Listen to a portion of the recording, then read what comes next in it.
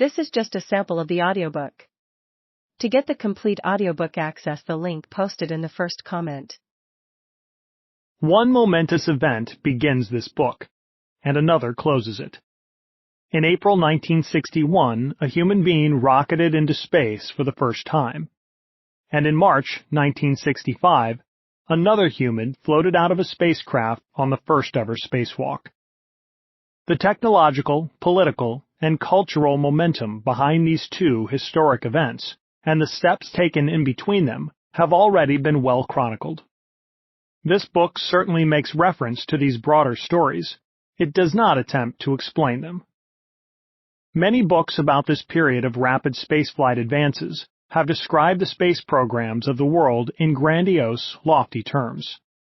Without doubt, enabling a human to leave the confines of Earth's atmosphere for the first time was a defining moment in human evolution, a bold step into a wider universe and understanding of our place within it. Space exploration has added to the general body of human knowledge, allowing us a new and remarkable view of who we are as a species and where we live. Today, it is almost impossible to imagine a time when we saw the Earth as the limit of our reach, or when we had not seen photographs of our planet from above the atmosphere.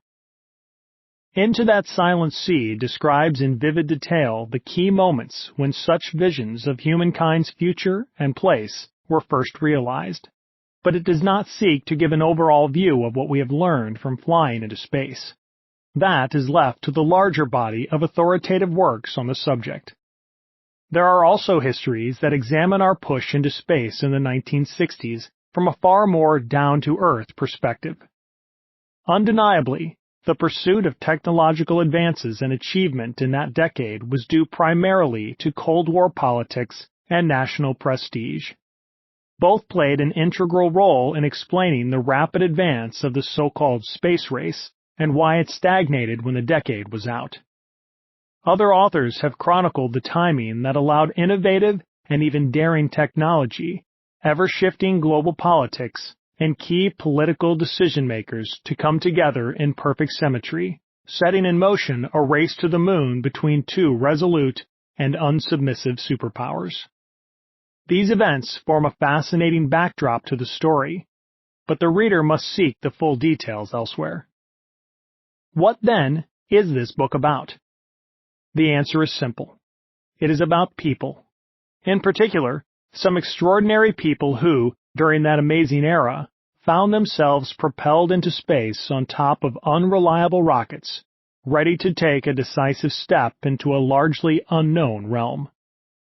The massive and hugely expensive effort to hurl them into space on missions of rapidly escalating complexity was sustained by some extraordinary engineering technology, most of which was on the very leading edge of what was technically possible. These pioneering space explorers ranged from test pilots to medical doctors, from spacecraft engineers to a textile mill worker, from backgrounds both military and civilian, and from ages ranging from the early 20s to the first clutches of middle age. Most were engrossed in pursuing other careers when a fortunate combination of luck and good timing put them in the right place at the right time, and with the right qualifications. This book does not seek to mythologize them as Cold War warriors, or as representatives of a new era in human evolution. It does not attempt to denigrate their achievements by questioning the costs associated with the space program, either in lives or in national budgets. Instead, it looks at their lives as people, who they were and what happened to them as they stepped voluntarily into mankind's greatest ever technological and scientific undertaking. As Yuri Gagarin, the first person to travel into space, once said, "There is more than a bit of romance in being a space traveler, but by now we all know that the path into space is not strewn with roses. And those who have taken this path are not fanatics, robots, or cogs in the cosmic mechanism, but brave and determined people.